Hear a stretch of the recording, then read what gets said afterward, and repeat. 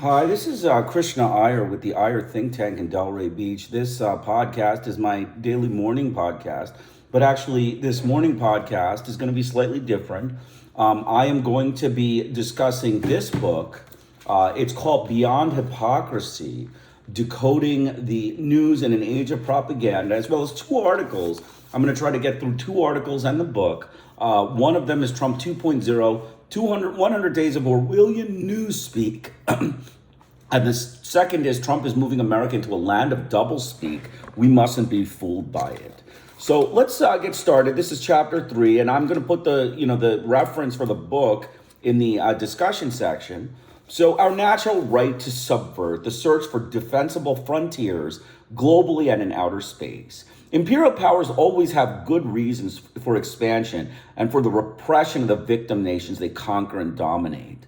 There is, first of all, the benevolence of the conquering power. Roman general Sertalus explained the conquered tribes in Gaul in the 1st century AD that in contrast with the Germans who entered Gaul out of lust, avarice, and in the longing for a new home, the Romans came to provide stability and by invitation only. There is, secondly, the need to defend oneself in the enlargement of the British Empire in the 18th and 19th centuries. The most famous phrase of the lexicon of apologetics was the search for defensible frontiers. There were always neighboring states from which dissidents and guerrillas could find refuge and from which they could launch attacks. To preempt this required the conquest and subjugation of the neighboring states, thus establishing a more defensible frontier. This could, of course, rationalize continuous expansion of new neighbors and harbored guerrillas. So you can see Britain, conquered one and then found they were launching attacks on, British colonies from another. So then they conquered the next. And that was the British rationale for their, racist colonial butchery across the world. A third good reason that sometimes overlaps with the previous explanations is inadvertence. The imperial powers, in its blundering efforts to do good or to protect its borders, expands. This is the heart of Stanley Karnoff's explanation of the U.S. takeover of the Philippines and his account of the Vietnam War, both of which constitute the comprehensive abandonment of serious historiography. A final good reason for expansion is the natural superiority of the expanding country or race. Savages do not put resources to the best use. They do not make deserts bloom, nor do they make forests into deserts.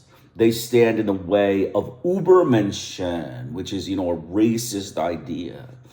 Modern imperial powers often conquer neighbors in the old imperial fashion, but they usually leave after a stint of pacification, leaving the neighbor in friendly hands. Modern empires also put relatively greater weight on destabilization and subversion of offending governments and the exercise of indirect control. The United States occasionally invades countries directly, usually to shore up its discredited puppet regime about to fall to indigenous but radical or reformist rules. For example, Vietnam, the Dominican Republic, and Lebanon. The invasion of Grenada in 1983 appears to have had a double motive: to stand tall in the wake of the loss of 241 Marines in Beirut, which occurred only days before the incursion, and to take advantage of the disarray following the murder of the head of state, Maurice Bishop, to oust a radical regime. Panama was invaded in 1989 in order to remove Manuel Noriega and reassert U.S. control, and to allow George Bush to stand tall. Indirect control of these two former clients was quickly arranged, aided by a modest pacification of the effort. But the United States has enlarged and protected its domains mainly through subversion, i.e. the undermining of disfavored governments by open and covert hostile actions that weaken their authority and strengthen the power of their enemies. This covers a wide range of activities, boycotts, and other forms of economic warfare, bribery, and stabilization of the politicians, journalists, and intellectuals, hostile propaganda, sabotage, and terror, direct and through proxies, and by the encouragement and support of coups. A very important form of subversion has been the wooing, bribing, and brainwashing of foreign police and military personnel who are brought to the U.S. facilities in Washington, D.C., Fort Benning, Georgia, etc., where they are treated lavishly, taught to distrust their own people, and made into de facto agents of U.S. power, frequently proving their words in the vanguard of subsequent coups. The United States has used these methods regularly against governments of which the elite and leadership disapprove. Table 1, produced the Real Terror Network, shows the enormous scope of U.S. subversive activity for 8 Latin American countries up to the early 1980s. This table is surely an understatement, as many of these subversive operations, like bribing journalists, politicians and military leaders, are hidden from public view and only disclosed on a sporadic and partial basis. And those countries are Brazil, Chile, Dominican Republic, Cuba, Ecuador, El Salvador, Guatemala, and Uruguay. Those are the countries on the table. And again, I recommend purchasing this book. It's an excellent book on, doublespeak and Donald Trump and doublespeak, and how we can apply it to George Orwell's novel, which was, worried about an authoritarian, government, an authoritarian leader that, used doublespeak to basically to create a master race. And, that's something you have to be concerned about with, Donald Trump.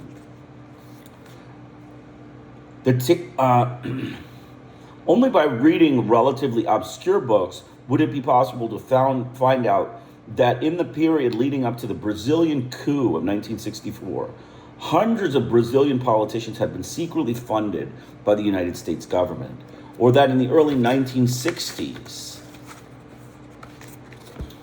the vice president, minister of labor, son and physician of the president, and numerous police and intelligence officials and political leaders in Ecuador were on the CIA payroll among a vast array of equally subversive operatives. All these activities would be clearly identified as subversion and furiously denounced if engaged in by an alien power, but since they were done by us, different responses follow. First, the word subversion is inapplicable by semantic agreement that no such invidious word could apply to ourselves. Second, the media do a fine job of suppressing or muting evidence of our subversive actions, especially those that are less easily rationalized, such as organizing assassinations, bribing foreign politicians, and sponsoring coups against freely elected governments. But the media's greatest achievement lies in normalizing such activities and even giving them a high moral tone. In the trial of Manuel Noriega, the prosecution finally acknowledged that the U.S. government had paid him at least $300,000 for services rendered. But the prosecution claimed that this was not to support his drug dealing. It was merely a payoff for his service as a spy against his own government. The separation of hypocritical as if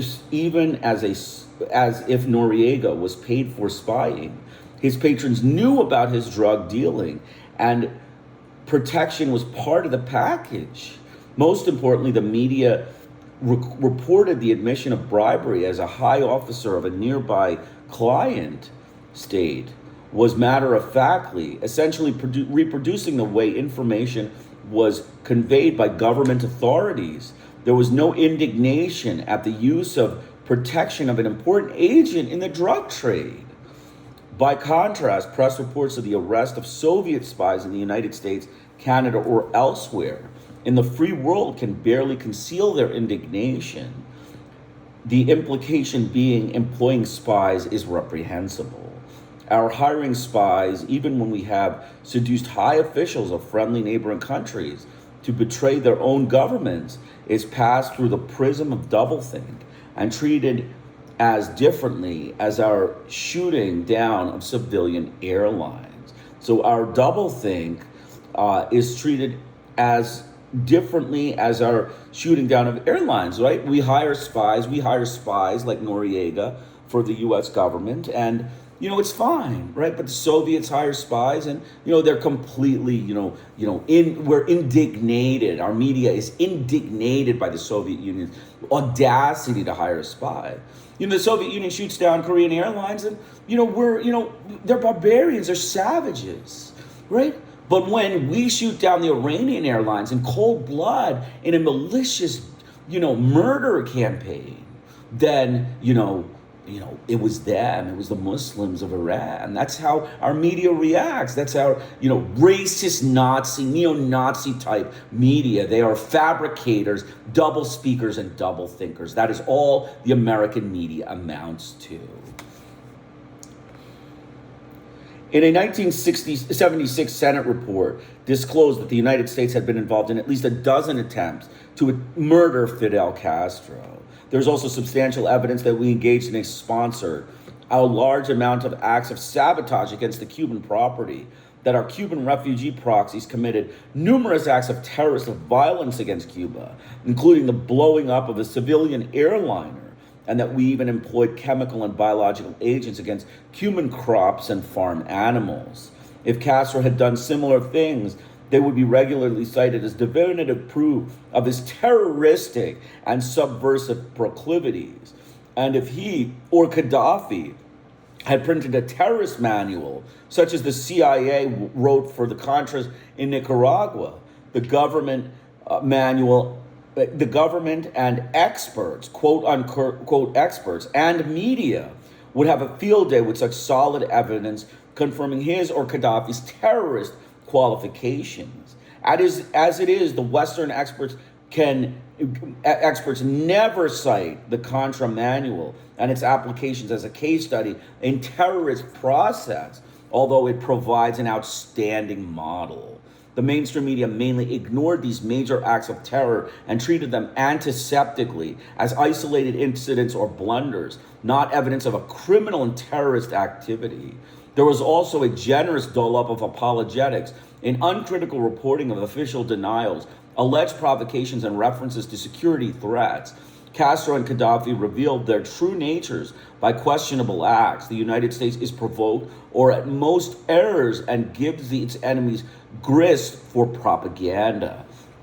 The search for honest quislings. Because the U.S. role in the third world has been primarily to shore up the old order, preserving the huge traditional inequalities of wealth and foreign privilege in the face of challenges from below, it has regularly aligned itself with local oligarchs and military leaders of an unsavory character who organize what the National Liberation Front of Vietnam called country-selling governance.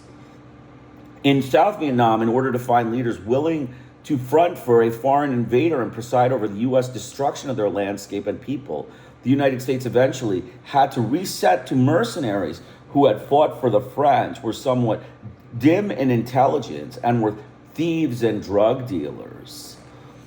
So you can see so far, we can see already, the double standard, the double think, the hypocrisy of the U.S. media and the U.S. government. They're complicit with each other. They lie, they peddle lies, then they follow the lies, and, they remove the history, they take the historical context out, and then they basically doublespeak. They just, pretend and say that this is the real news statement. This is dangerous propaganda. It's a fascist group of terrorists. It's like Ku Klux Klan terrorists of the American government, and they're, media lackeys is what I see this as.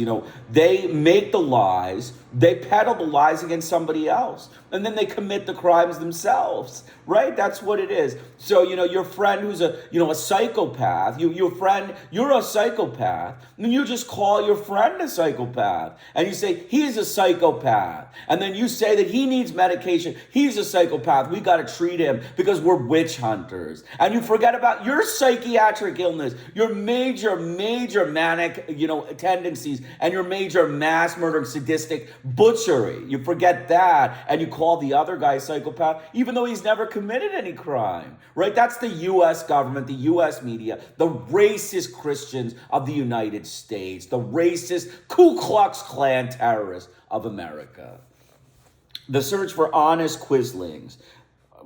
In country after the past half century, the United States has organized governments run by scoundrels who would do the necessary dirty work. The list is impressive. The old Chiang Kai-shek clique, Chiang Kai-shek, the Chinese, leader, the Christian leader of the Chinese, Nationalist Party, who was, a scoundrel. He's describing him as a scoundrel. The U.S. puppet was a scoundrel. The mass murder of the Chinese Buddhist peasant was a scoundrel, according to Mr. Herman. The U.S. government should take notice of such statements. The rapacious and former collaborationist military leaders of Thailand, Argentina, and Chilean generals. The Shah of Iran, the Chilean general was none other than Augusto Pinochet, another scoundrel. The Shah of Iran, a scoundrel, a British and American scoundrel that slaughtered his own people. The Indonesian general, Suharto, who took over from Sukarno, another racist scoundrel of Indonesia, a scoundrel. Let's take the word racist out. Just call him a U.S. puppet scoundrel. Ferdinand Marcos in the Philippines, Stroessner in Paraguay, the Guatemalan generals, and Mobutu in Zaire, other scoundrels that were U.S., client regimes or U.S. regimes, U.S. puppet regimes.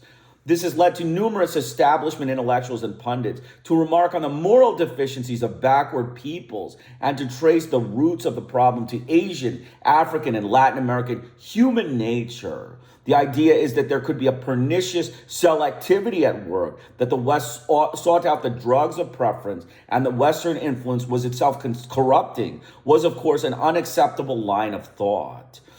In regard to South Vietnam, Malcolm Brown regretfully observed in 1964, unfortunately, most of the really intelligent, dedicated, and patriotic men and women who formed the stuff of sound leadership stayed with the Viet Minh.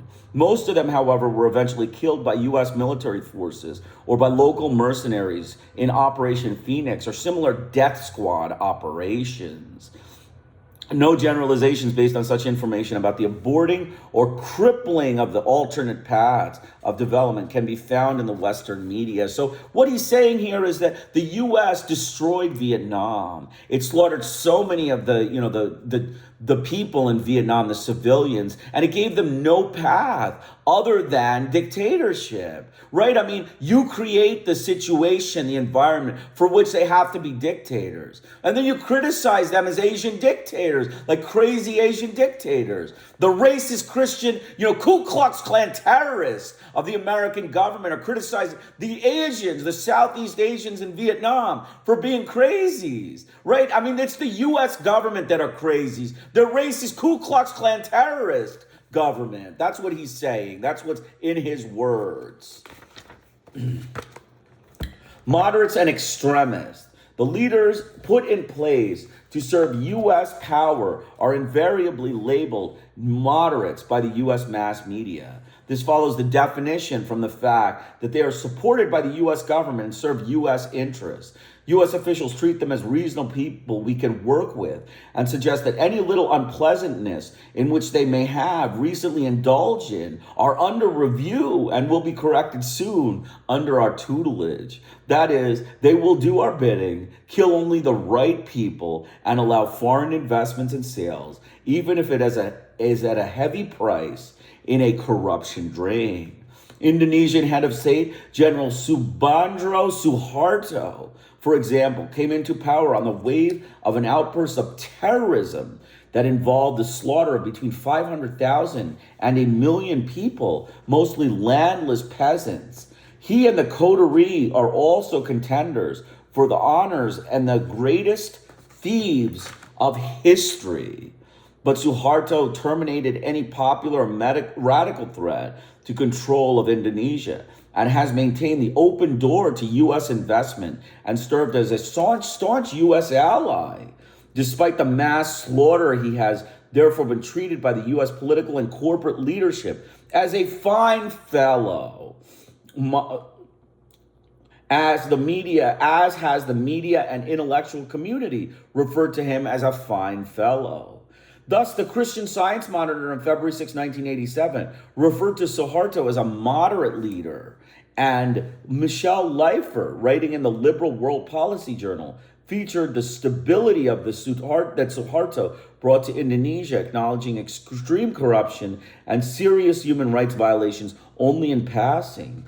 Generals Videla and Viola, Argentina generals, during the Holocaust of 1976 to 83, were regularly referred to by the New York Times as moderates and democratic leanings. In 1933, the U.S. Charge d'Affaires in Berlin communicated to Washington the hope that U.S. interests lay in the more moderate section of the Nazi Party, headed by Hitler himself, which appeals to all civilized and reasonable people and appeared to have the upper hand over violent extremists. So you can see the U.S. was friends with Hitler. Even, the regime that they, decided to take over, attack. They became friends. They were friends with this guy. So you have to know the U.S. government, its misjudgments, its double speaks, its double talk, its deception, its racism, associated with its media, its, terrible media, its, double speaking media, its inaccurate portrayals, its one-sided bias reporting. All of that stuff you got to take account and you got to be aware of if you want to understand and decipher the news and understand what's really going on in conflicts that America is involved with.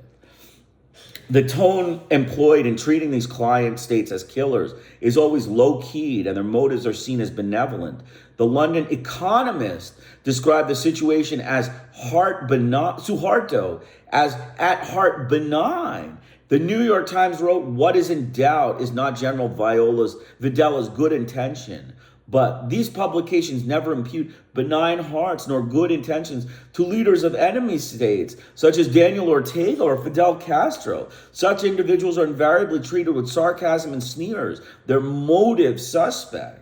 The difference is based completely on political bias, sustained by selective reporting. So you can see he's saying the American media's biased reporting, its political bias of the U.S. government and their politicians, result in selective praise, heaping praise by the Washington. This is the Economist, the London paper, the Economist, just like the U.S. New York Times, the Economist, a London paper, supporting the mass murdering butcher Suharto in public, in print, right? We have these journals. The Economist is great for criticizing all kinds of different good people across the world. But, you take a big mass murder, like a slaughter of 500,000 people, over 1 million people murdered by Suharto. And, he's benign at heart. He's, a hearty guy. He cares about his people. That's the way they think. That's the way the U.S. racist Christians and the British racist government think. And they're, not the British racist government, let me correct that. The British media, the British press,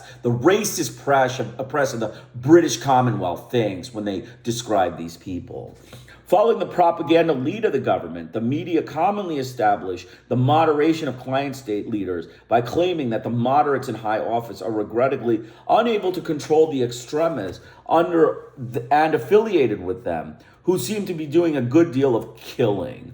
The violence is ascribed to tragic battle between extreme leftists and extreme rightists, with our friendly government officials in the middle.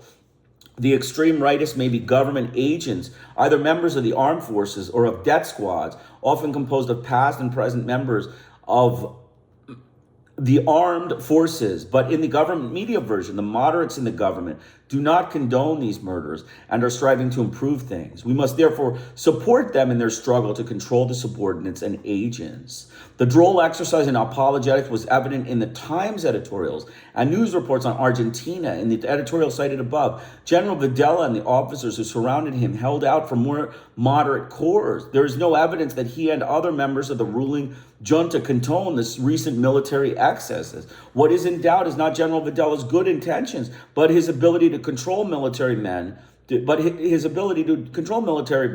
driven by obsessions. The apologetics of state terror, which is repeated in other editorials and manifest in the news coverage, was never supported by evidence. It resulted from taking at face value the self-serving statements of Argentine and American U.S. officials, just as Soviet journalists might have reported, without question a claim that by Stalin that the ongoing killings and torture grieved him and were carried out by his subordinates out of control and obsessed with a fascist and Western imperialist threat. So you can see the media takes at face value the U.S. government statement and the Argentine government statement, saying that General Videla, the military access, the death squads, the Nazi cutting down of Hispanic campesinos, it was just fine. It was just, there were excesses. We know we have to murder Hispanics, but, it's just excess, too many Hispanics. So we justify it. We say that, he at heart, he can't control it. That is, not backed by evidence, right? That's not backed by evidence. You just make a statement, double speak, double think, don't back up any evidence. And then you mislead everyone. You mislead everyone into thinking General Videla, who was a mass murdering butcher of the Argentine right-wing dictatorship, during the 70s and 80s, was, a good guy, like he was, good at heart.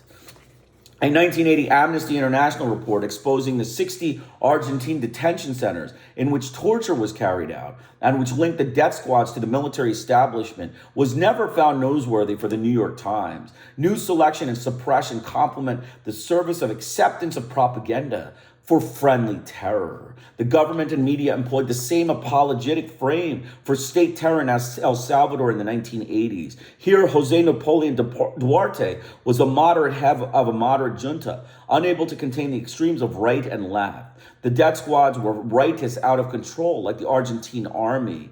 This was once again implausible and fraudulent, as most of the killing was done by the Salvadoran army, and the death squads were a controlled and protected affiliate of the army. Duarte was a powerful figure who gave the impression of moderateness by an earlier history that was irrelevant to his performance and role in the 1980s, but which was repeated without question by the mainstream media. Subsequently, Alfredo Cristiani played the same role as frontman for the extreme right-wing Arena Party, founded by Roberto de Aubuisson. As he served U.S. power, the nominal power and fig leaf role were once ignored. Cristiani was a moderate by the fact of his service and acceptability to U.S. officials. The wrong record of media apologists that has made any servant of U.S. power a moderate has left only one question remaining. Is there any limit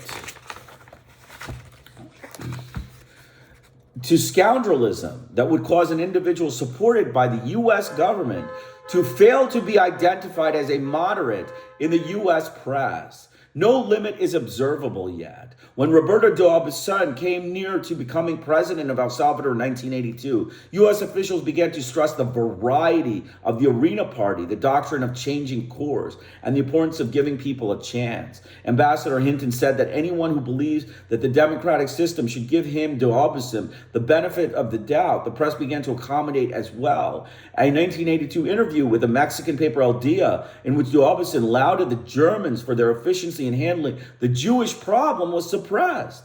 And an article by Warren Hogue in the Times in April 1st, 1982, captures the new look of fascist in process of becoming a moderate. Rightist flag bearer is accompanied by flatteringly thoughtful picture of de Aubuisson, and the article criticizing him gently for his impulsiveness and desire for confrontation and the fact that behavior was uneven. Staged elections as a control device.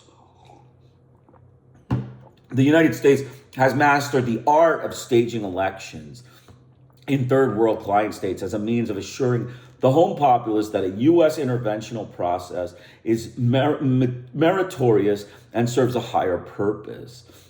These demonstration elections are fraudulent in their very essence for the following reasons. They're organized by a foreign power as a public relations effort to ratify the rule of local authorities already satisfactory to the foreign power, where elections will not yield the desired results, perhaps because of local environments cannot be controlled. As in Vietnam in 1956, the United States avoids them. They're usually held in a stint of military occupation and pacification and under conditions of ongoing state terror, which weakens and decimates the oppositional forces, leaving the voting populations fearful and traumatized, and allows the loyalists to control the machinery of elections.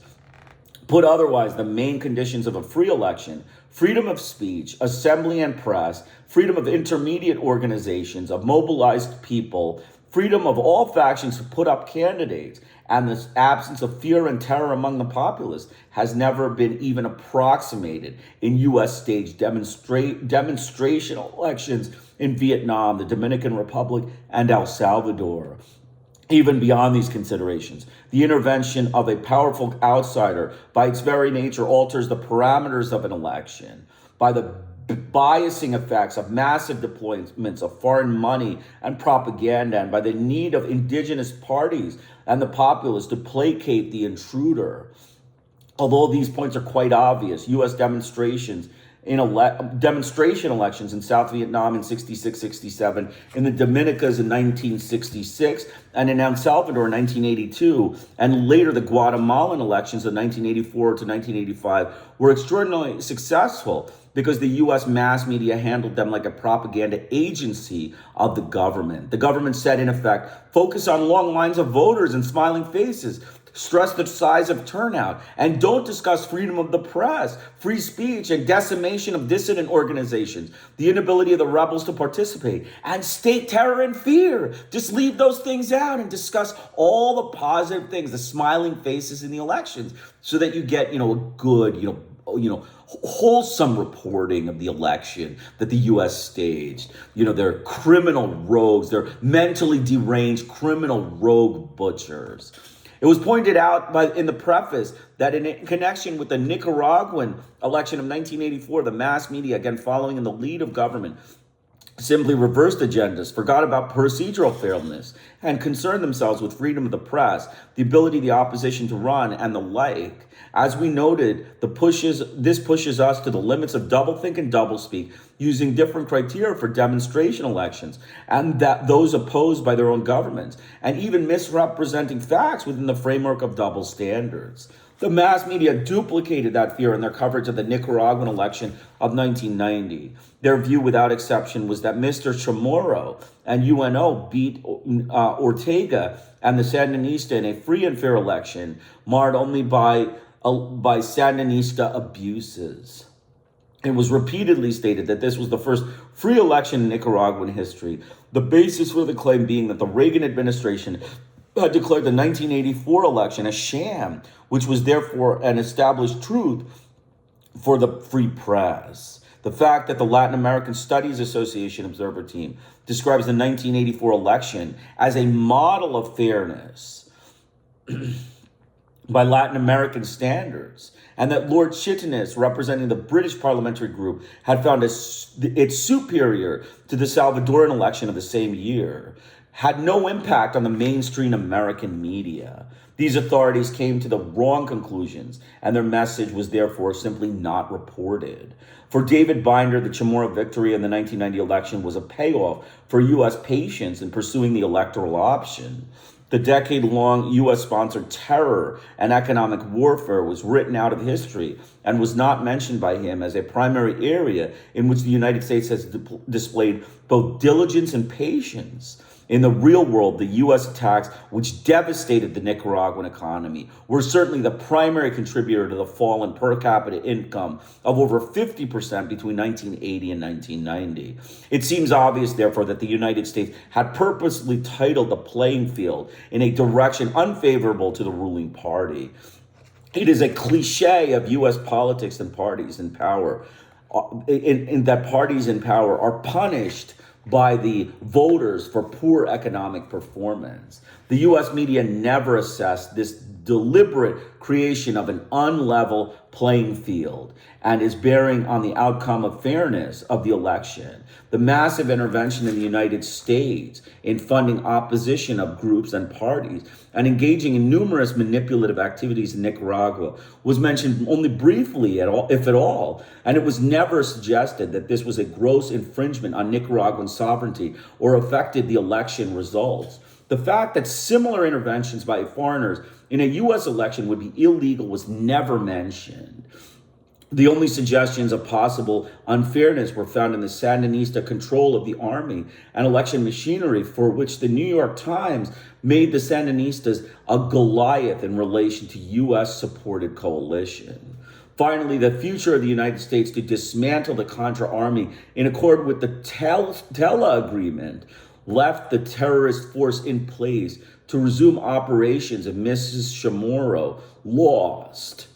President Bush told Mrs. Chamorro publicly that the boycotts would end if UNO was victorious. There was thus every reason to believe that if Goliath triumphed, economic and proxy terrorist warfare would continue by the United States. Nicaraguan voters therefore cast ballots under conditions of blackmail. Vote for Chamorro and UNO or suffer further superpower attack. The point was never made in the mainstream media. The Nicaraguan people finally said uncle after decades of terrorists and boycott, and an over 50% reduction of income, and a blackmail threat at the moment of voting in 1990. That the U.S. media could trumpet this as a triumph of democracy is beyond hypocrisy. So you can see the Nicaraguan election, an example of, the U.S. extortion blackmail at the butt of a pistol. You take the campesinos, you torture them with, mass murder, just torture, mass murder, extrajudicial executions and forced disappearance, kidnappings, and slaughter. And then you say, go vote.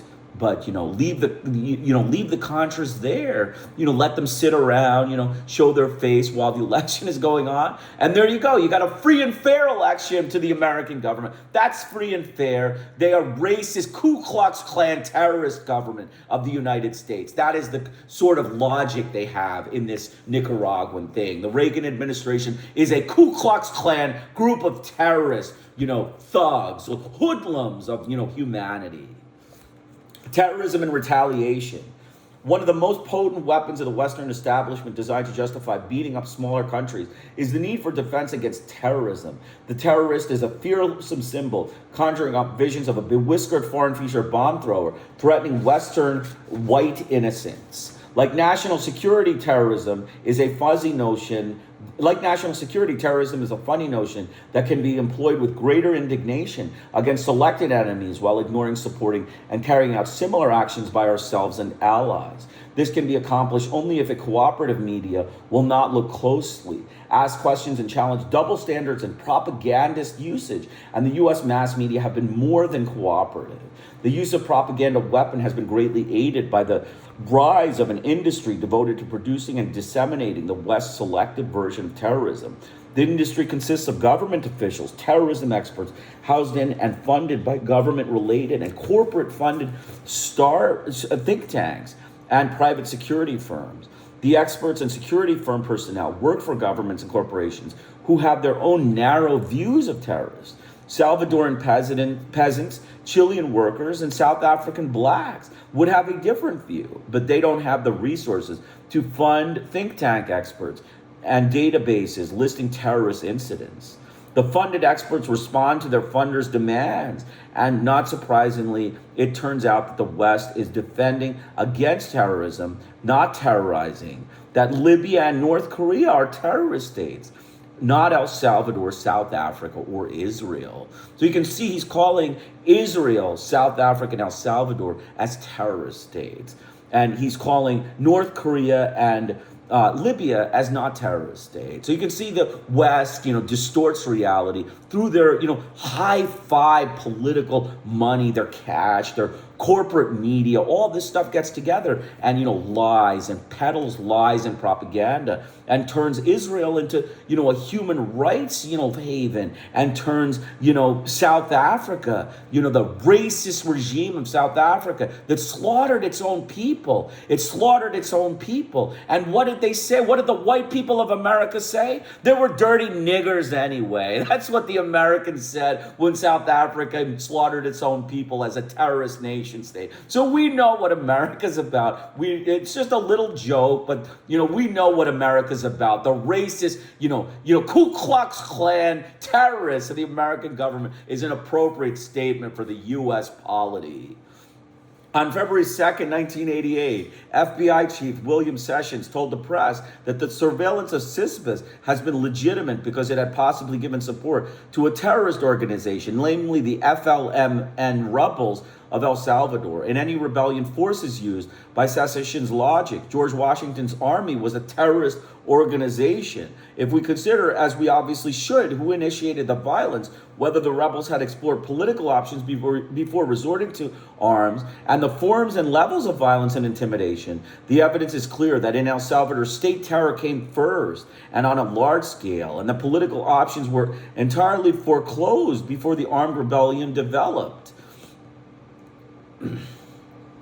As Archbishop Romero told President Carter in 1980, the people's organizations are fighting to defend their most fundamental human rights. And in his diary, he noted that the opposition forces were being subjected to a general program of annihilation to which they were responding. Given these considerations, the FLMLN should not be regarded as a terrorist organization at all. It is more reasonably described as engaged in self-defense and counterterrorism against the Salvadoran state and its external U.S. managers. Who are the real terrorists? So the U.S. government is the real terrorist, so is what Mr. Herman is saying. And I am in complete agreement. I am in complete agreement with this conclusion based on all the wars and the vicious campaigns that the U.S. has launched. Again, it's a fuzzy area. Terrorism is a fuzzy area. One terrorist will call another a terrorist, and the U.S. government will call, the Venezuela Maduro a terrorist, right? And then when they capture him and say, they call you a terrorist. Well, he was a dirty spick, right? That's what the U.S. government, the racist Ku Klux Klan government says. They love to put that, racist, epithet into their, jargon and statements. So, how does the propaganda system obscure the evidence that the Salvadoran state terrorists and that the United States, as the organized protector and supplier of the regime, is an international terrorist state?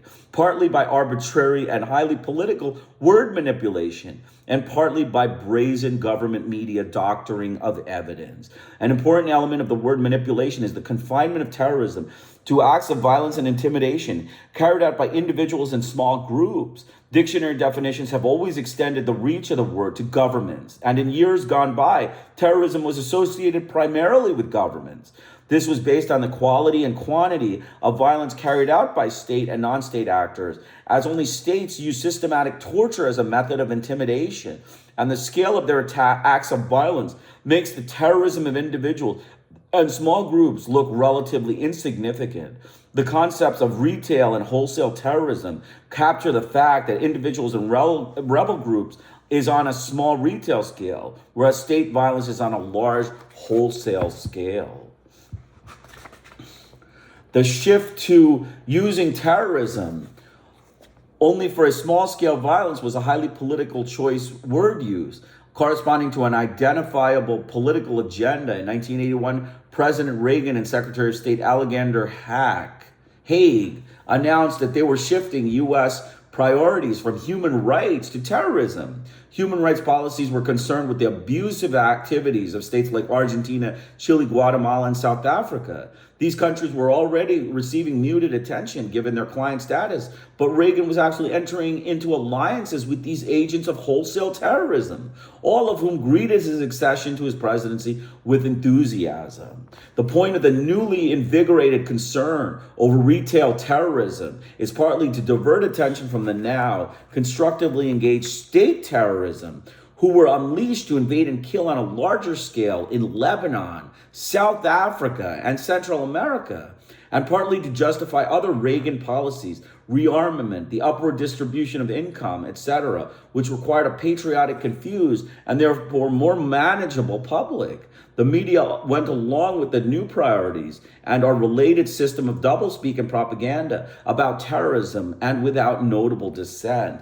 And we're coming to Israel. We're going to be coming to Israel. There's a little section on Israel and Palestine. I think it's, good to discuss. I think, the Israeli government, it's a terrorist terrorist government. We know it. It's a terrorist state. It's a terrorist group of, racist thugs. They are racist thugs, and that's who they are. They're racist thugs and, mass murderers of Israel. So let's keep going. Confining terrorism to acts of retail terrorism is sometimes nationalized on the ground that they attack innocent civilians, whereas state terrorists are presumably more discriminating. While this stance is made plausible by airline hijackings and airport bombings, it is a false generalization. Retail terrorists are often highly selective, and state terrorists frequently engage in deliberate intimidation by murder of large civilian populations. The National Liberation Front in South Vietnam, for example, punished caterers who victimized untargeted civilians. On the other hand, B-52 bombing raids in Vietnam and by the United States and Israeli bombing attacks on heavily populated areas were and are well understood as efforts to victimize non-combatants. Like we bombed North Vietnam, right? We've bombed B-52. We did B-52 bombing of civilians, and we, committed terrorism against them. And when we called out about terrorism, they say, well, they were, mere gooks. It doesn't matter. They were just mere gooks. We're not worried about their life. They're low life. They're gooks. That's what the U.S. government said. That's what Donald Trump and his friends would say about the Hispanics in South America, where they, took Maduro out. They would say he's just a spick anyway, right, Donald Trump? That's what you would say, and that's what your U.S. government is about. Racist epithets and, colored slaughter of civilians in colored nations. Another important doublespeak device for rationalizing one's own and friendly terrorism is to describe retaliation and counter-terror. Okay, on the other hand, B-52 bombing raids in Vietnam and Israeli bombing attacks on heavily populated areas were and are well understood as efforts to victimize non-combatants. After Israeli Prime Minister Menachem Begin had criticized earlier labor governments for indiscriminate attacks on Arab civilians in response to attacks on his own policies, Labor Party spokesperson Abba Eban defended the earlier bombings on the grounds that there was a rational prospect ultimately fulfilled that afflicted populations, i.e. innocent civilians deliberately bombed, would exert pressure for the cessation of hostilities. In other words, the intent of Israeli bombing had been to intimidate the civilian population into pressing their leaders to alter their policy. This is a confession of planned, indiscriminate murder of civilians. So you can see the Israeli government planned indiscriminate murder of civilians by bombing, targets, as a result of its need to change the policies of the competing regime, right? What we do is, when we have too many Muslims around us, we bomb the civilians to tell the Palestinian Authority or whatever authority, the Lebanese Authority, Iranian Authority, that what you got to do is you got to change your policies, right? You got to shift your policies, slaughter civilians to change policy. That's called planned, deliberate, indiscriminate murder of civilians, just, for the sake of Benjamin Netanyahu and the Israeli government, just so that you know the truth of what you actually did. Another important doublespeak device for rationalizing one's own and friendly terrorism is to describe it as a resolution and counterterror. The trick here is arbitrary word assignment. That is, any violence engaged by ourselves or our friends is ipso facto retaliation and counterterrorism. Whatever the enemy does is terrorism, irrespective of facts. Of course, the enemy always says that his violence was provoked by prior acts of ours and our clients that he designates as terrorists, but the enemy claims are never allowed. Our claims and those of our allies are never questioned. When the Israelis bombed Tunis in October 1st, 1985, killing some 55 Palestinians and 20 Tunisian bystanders, the Reagan administration and Western press found that this was retaliation for prior PLO actions, but the PLO's explanation that its acts were based on earlier Israeli acts were inadmissible. World assignment based purely on political preference is doublespeak in action. The Reagan administration, by not allowing the PLO to speak back, is working on doublespeak. The Ku Klux Klan, terrorist American government, backing the Israeli terrorists up in their campaign of terror in Tunisia. The Orwellian quality of this selective assignment of the words terrorism and retaliation is highlighted by the 1982 Israeli invasion of Lebanon in the sequence of violence and by the factual background of this invasion. The official U.S., Israeli, and Western media formulation is that the invasion was designed to eliminate pockets of terrorism. But the invasion took place after a period in which the PLO had successfully maintained a ceasefire on the borders of Israel for 11 months, despite Israeli provocation.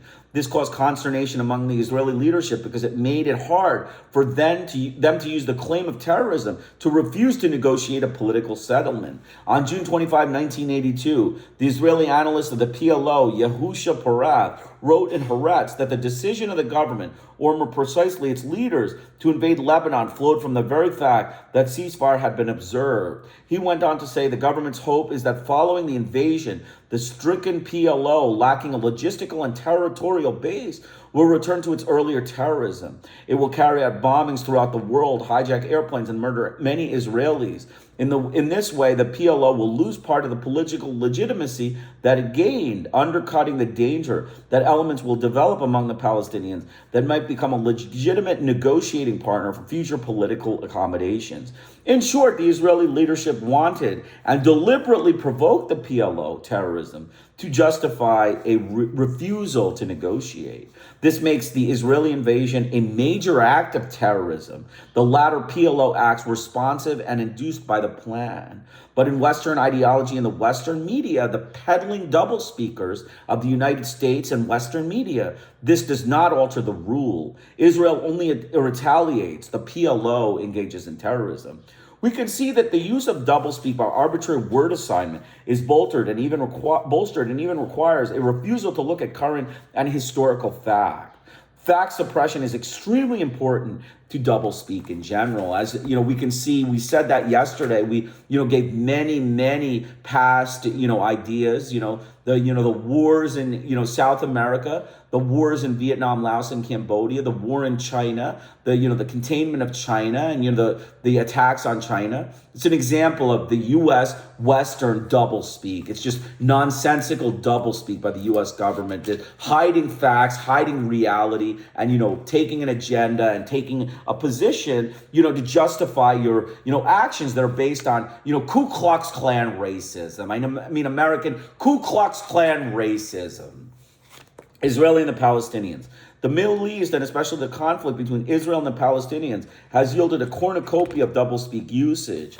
This is a result of the huge gap between the Western pretensions and nominal values and on the one hand, and on the Western interests and policies on the other. Israeli governments have absolutely refused to do any political business with the Palestinians for decades and have carried out policies toward Palestine and Israel that have been regularly compared in the Israeli and world, but not U.S. press, with those of South Africa. So remember, the South Africans, they were, slaughterers. They were, slaughterers of blacks. And, I know the U.S. government and Britain are, very careful about Africa. They want to not offend Africa, racist epithets and all that stuff. But we know what they did. You can't, cover up your slaughter campaigns and your colonial abuses with, a few, polished politics. I mean, we know what it is. We know what the, Keir Starmer and Donald Trump think about, the Somalian Muslims that come to Britain and the United States. Send the dirty niggers back, right, Donald Trump? Right, Keir Starmer? That's the way to go, Donald Trump. Send the dirty niggers back to Somalia. That's your words. That's the American government. Ku Klux Klan terrorist government of the United States of America. Doublespeak on the Middle East is only greatly affected by the power of the pro-Israeli lobby in the United States. In addition to its virtually unconditional support for Israeli actions, the Jewish establishment has abused and threatened retaliation against intellectuals, journalists, and politicians who voice criticism of Israelis' policies or who support any kind of challenge, penalty, or restriction of aid to the Israeli state. Although the Jewish lobby is not a large one, the resources and connections, the commitment of its supporters, and its ties to the military-industrial complex make it a potent and political candidates vie with one another in vows of fealty to Israel. For the Jewish establishment itself, there appears to be no limits to Israeli violence against unarmed and unarmed civilians that will not be rationalized by alleged provocations. And if beatings and the cracking of the bones of women and children are acceptable, what next for the two-legged animals and grasshoppers? With the effective crowing of many of the politicians, intellectuals, journalists, and editors who are not already true believers, the stage is set for the institutionalization of myths, big lies, and doublespeak. Many of the myths center in the origins of the Israeli state and the basis for the exodus of Palestinians that followed, which are beyond the scope of this discussion. The concept of terrorism, which has been central to the Israeli efforts to dehumanize the Palestinians and provide the basis for a refusal to negotiate a political settlement, has been discussed in the previous section. Rejectionism and super-rejectionism. In parallel with the usage on terrorism, Western doublespeak is the Israeli state and the United States never reject, only the enemy does. The treatment is humorous, given the facts of the case. The New York Times, asked whether the PLO can step into the diplomatic breach as an acceptable negotiating partner with Israel, and answers, yes, if it renounces terror and its sterile rejectionism. Otherwise, Israel would not find the courage to go to the negotiating table with an organization formally dedicated to its destruction. If we ask why the stronger party should lack courage, but the weaker one, whose existence is not even recognized by the stronger, should be obliged to muster up the courage, the Times official offers no answer. Note the Times mention of the Palestinians' formal dedication to Israel's destruction, which permits it to avoid addressing the fact in January 1976 and periodically thereafter. The PLO accepted a practical proposal for a two-state settlement that amounted to de facto recognition and guarantees of Israeli security and sovereignty. In an editorial a month later, the Times has berated Mr. Arafat for persevering in his rejectionism, noting, however, that heading to a November 1st election, Israeli politicians seem lost in a wilderness of slogans. Editorial September 9th, 1988. On the one side, straightforward rejectionism. On the other, simple confusion. In the same editorial, the Times acknowledged that Shamir has said that he will never even talk to the PLO, and that Perez engages in his own evasive double talk. As noted earlier, Israeli analysts even explained the 1982 Lebanon invasion in terms of the Israeli leadership fear that Arafat's control over terrorism would force unwanted negotiations. The Israeli leadership has also shown exceptional hostilities to Israelis and Palestinians who hint at the possibility and desirability of mutual recognition. But for some unexplained reason, Israeli super-rejectionism never designated sterile rejectionism, and the burden of successfully reopening a diplomatic track is always on the PLO. The insufficiency, the hesitant feelers of the weaker party in the face of super-rejectionism is the entire focus of attention as rejectionism. This is beyond hypocrisy.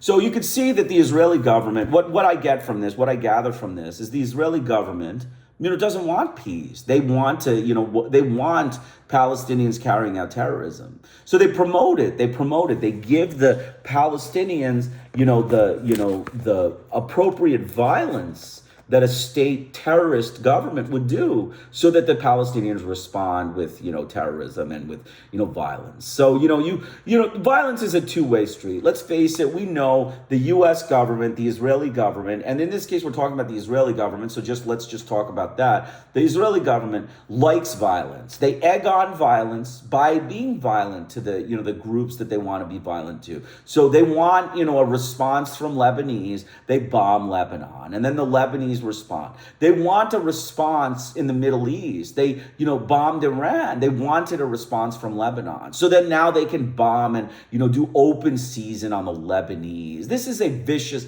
campaign, but it's just like the American government. It's very similar to the American government. The American government eggs on a response. We remember George Bush with Saddam Hussein, the Bush Jr. He egged on Saddam to attack Kuwait, and then Saddam attacked Kuwait, and he called him a dirty Muslim terrorist, and he attacked. Just like that, Eisenhower egged on the Chinese to, attack, in Korea. He egged on the Chinese to attack Korea because they went to war in Korea and they were slaughtering North Koreans, reducing them to rubble. So China was forced to defend its sovereignty. And then they called them dirty gooks and said that they were the aggressors in the war. That's the Western hegemony, the United States and Israel and all the colonial regimes that back this nonsense. And they peddle lies. They are liars. They are deceivers of fact. They are racist gangsters.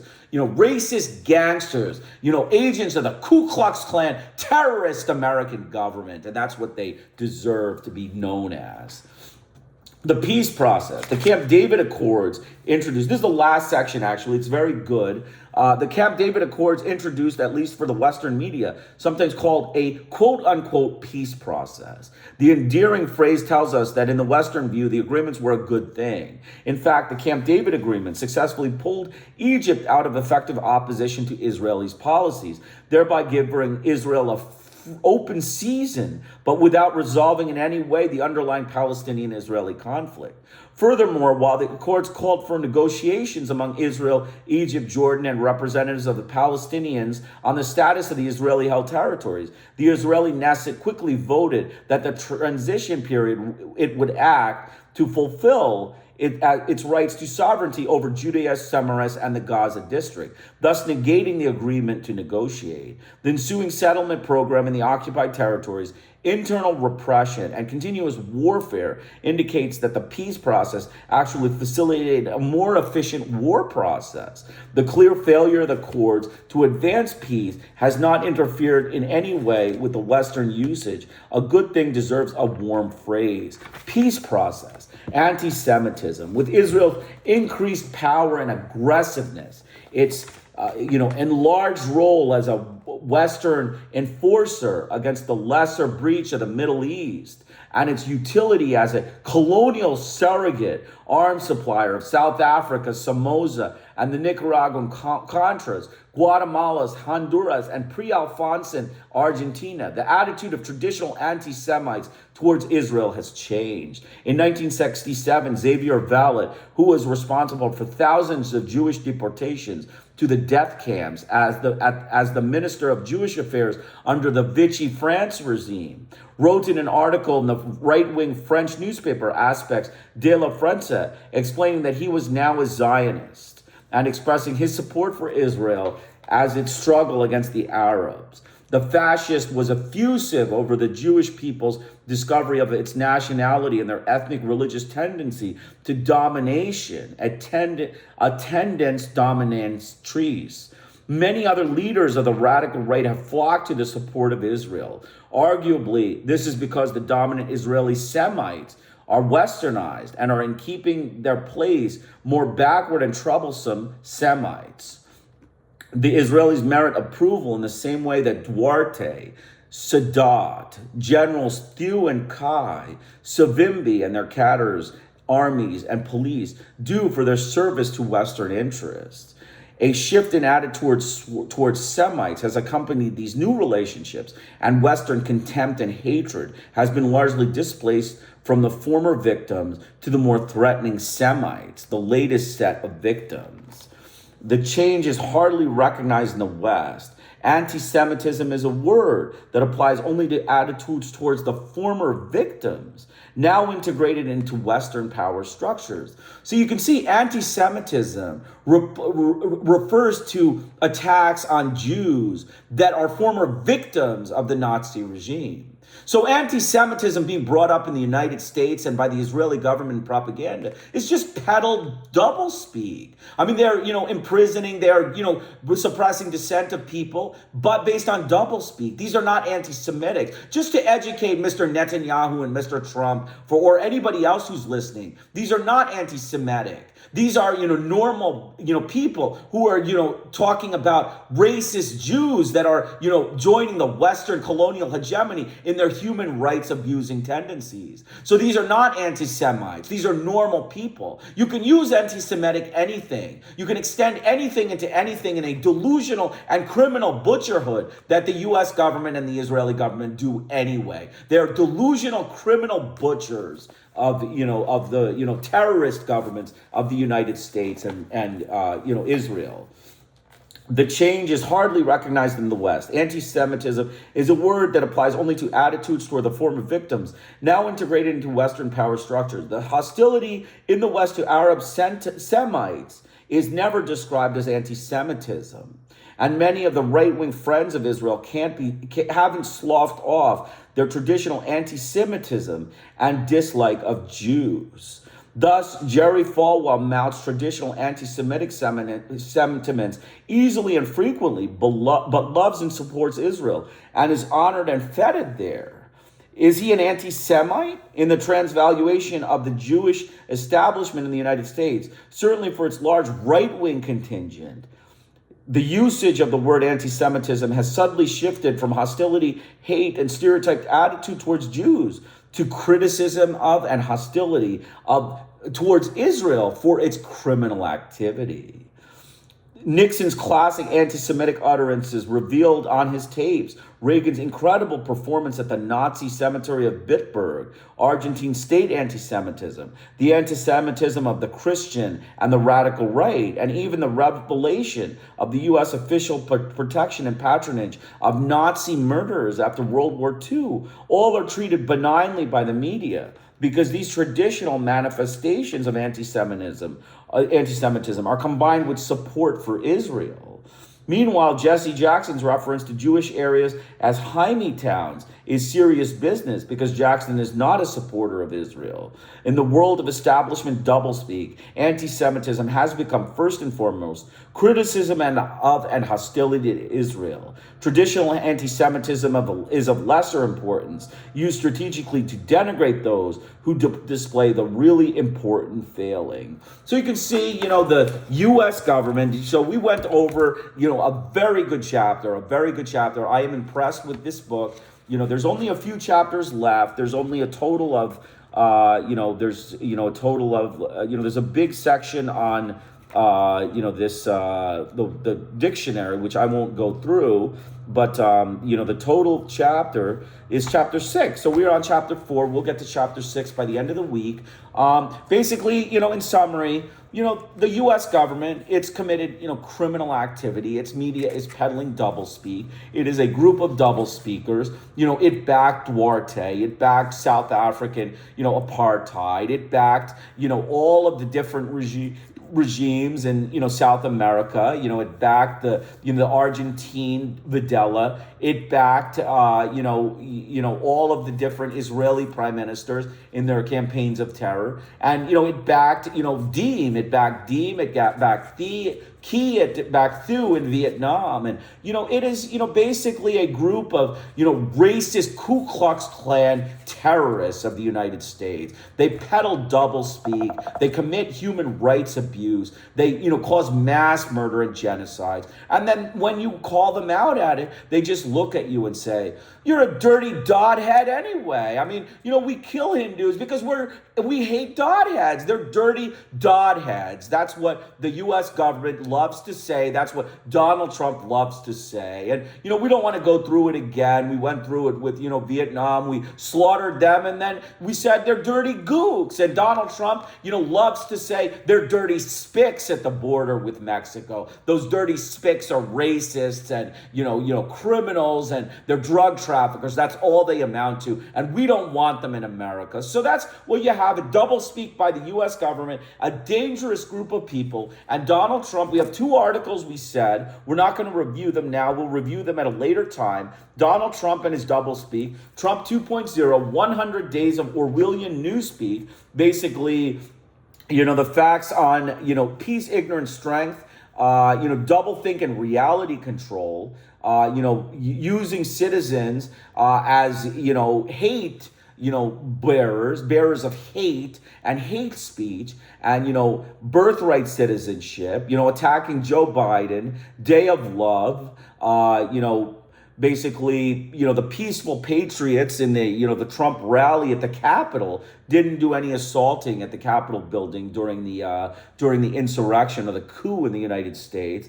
Diversity, equality, and inclusion, right? I mean, this was basically, a simple thing. They, have, gender, all of the hate speech, destruction, and blaming it for the death of 67 people in an airline collision because of, diversity. They, blame diversity. This is doublespeak. Disinformation, misinformation, big characteristic of the Trump administration. Anything Trump declares is false. Anything declared to be disinformation and misinformation by liberal fact-checking groups of elite experts can be regarded to be true and trustworthy.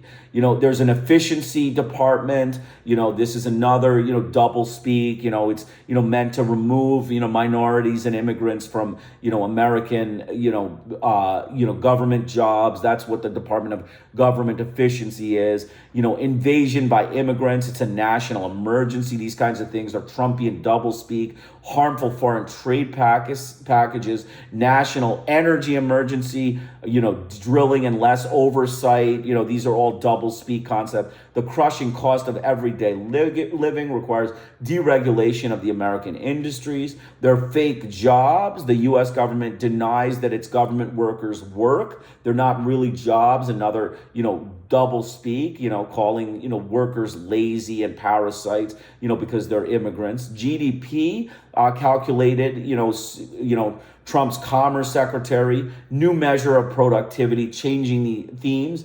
Gulf of America, sudden change. Body of water from the Gulf of Mexico, another, form of double speak, trying to show everyone that we're boss. We've got, a bunch of different names. So these are all included in an article on doublespeak, which I will include. I'm not actually going to review this article. This is more of like, a potpourri of words, like different words. You can just run through the words and see all the doublespeak that the Trump administration is peddling to you. And then there's another article. There's two more articles. One is Trump is moving America to a land of doublespeak, but we mustn't be fooled by it. And the other one is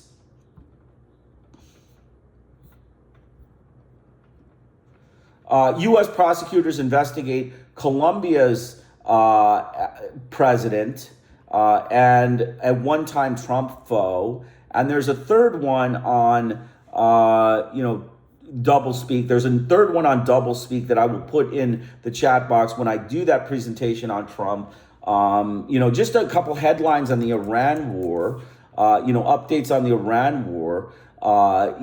Trump is saying that he's postponing strikes on Iran power plants. We're seeing Trump is, there's a deadline. There's attack on energy sites. He's going to start attacking the energy sites. 5 days, he's going to start attacking the energy sites. If Iran does not open the Strait of Hormuz, the Iran war is, worsening the U.S. government's, place in the world polity. They are, prestige vacuum. They're racists peddling lies, lies of the American government. The Ku Klux Klan terrorist administration of Donald Trump. He's peddling all sorts of lies, and, that's what they're saying. And, basically that's it. Those are the war. There's not really much in the form of war headlines. I'm just going to check one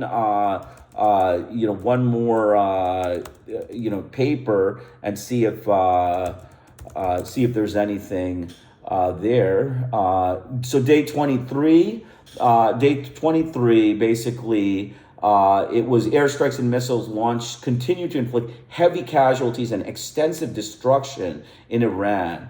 The U.S. president threatened to hit Iranian power plants unless Iran fully opens the Strait of Hormuz within 48 hours. Iran fired back, warning that any attack on its energy facilities would make power plants in countries hosting U.S. bases legitimate targets. U.S. President Donald Trump threatened on Saturday to hit and obliterate Iranian power plants if the country fails to fully open the Strait of Hormuz in 48 hours. If Iran doesn't fully open without threat the Strait of Hormuz within 48 hours from this exact point in time, the United States of America will hit and obliterate the various power plants, starting to the biggest one first, he wrote in a Truth Social. So again, General Trump, big commander-in-chief, the dabbler in the arts of military war, is issuing ultimatums to the Iranian government after he provoked a war of aggression against the Iranian government, and like a hypocritic doublespeaker and an actor of Orwell's novel 1984. He's now threatening the Iranian government with consequences for his crime of aggression.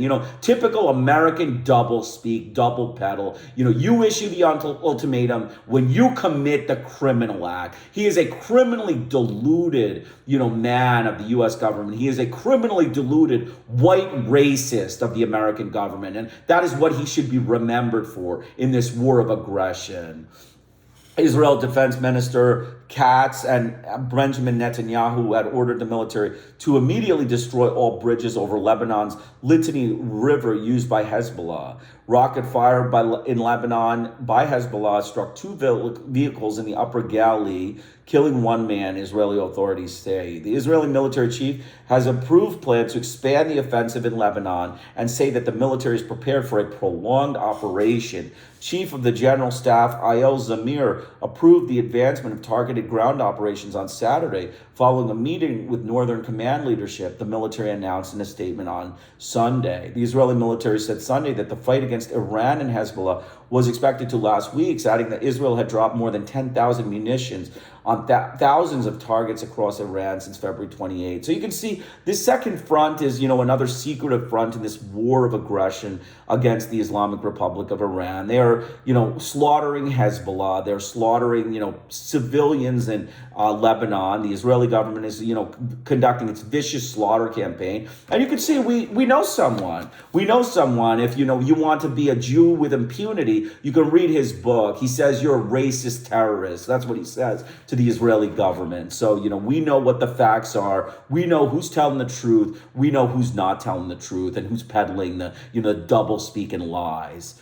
Iranian Foreign Minister Sayed Abbas Araghchi and European Union policy chief spoke by phone to discuss the political security and humanitarian fallout by the strikes on Iran.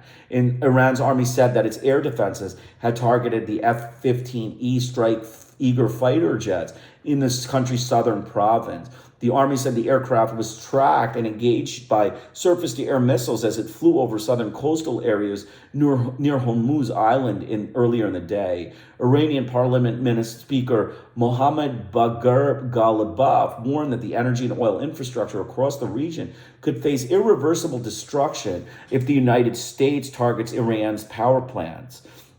Iran's primary military command, Qatam al-Aniyaba Central Headquarters, issued a statement warning that power plants in countries hosting U.S. bases would be considered legitimate targets if the United States attacks Iran's power facilities. Iran's President Masoud Pezeshkian said the Strait of Hormuz is open to all except those who violate Iran's territory. Iran's foreign ministry also confirmed that the strait remains open to navigation with necessary measures in place due to wartime conditions, dismissing concerns that the vital waterway has been blocked. Araghchi called the United Nations its nuclear watchdog and the Security Council to take immediate decisive action regarding U.S. and Israeli attacks against Iran's peaceful and safeguarded atomic sites and facilities. He made the plea in a letter addressed to General Antonio Guterres and members of the Security Council, according to a statement released by the Iran Foreign Ministry. So, the United States government, let's just bring up a point here, right? So what's the purpose of attacking the power plant facilities, Mr. Trump? Is it to, destroy the power grid in Iran and make the people face, conditions of, blackouts, no electricity, right? I thought you were criticizing your government, your human rights champions of the United States government, the